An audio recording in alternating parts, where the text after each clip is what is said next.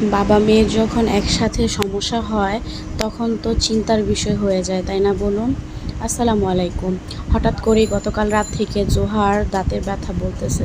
যদিও এই দাঁতের ব্যথাটা আগেও ছিল, তো পরে এই আপুর কাছে মানে এই ডেন্টালের কাছে এসে তারপরে জোহার দাঁতটা ফিলিং করে গিয়েছি।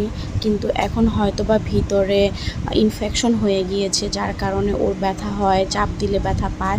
তো এই যে এখন আপুটা দেখছে, আর এই আপুটা বর্ষা আপু আমাদের এলাকাতেই তার ডেন্টাল।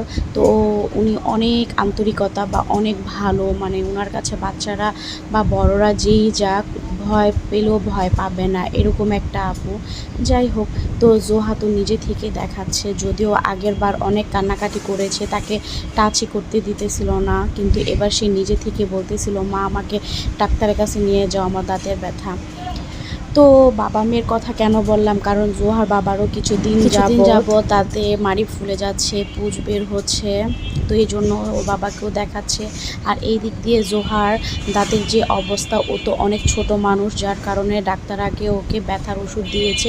যদি ব্যথার ওষুধ খাওয়াতে চলে যায় আর অন্য কোনো দিকে যাবে না, কারণ ও ছোট বাচ্চা। কিন্তু সমস্যা তো ছোট আর বড় একই রকম সমস্যা, তাই না বলুন? কিন্তু তারপরও ওকে আগে ওষুধ দিয়েছে।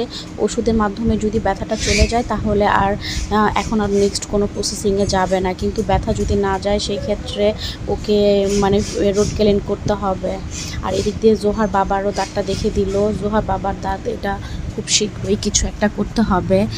তো জোহার বাবা বলল যে আমার এখন একটু কাজ আছে, তো এটা যেহেতু 1 মাসের কাজ, তো একটু কিছুদিন পরেই করবে।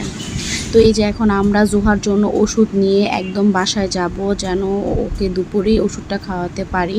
তো এই যে আমরা এখন মেন রাস্তাতে আছি, এখানে সব ধরনের ওষুধ পাওয়া যায়। আর এই যে দেখেন জোহা এখন সে রিক্সায় সিটে বসবে, এই জন্য তার বাবা উপরে বসেছে আর জোহাকে নিচে। যদিও জোহার অতটা ভালো লাগছিল না, এই জন্য সে ভিডিও করবে না বা এরকম একটা আনাড়ি করতেছিল। তো বাবা মেয়ে ওদের দুজনের জন্য দোয়া করবেন সবাই।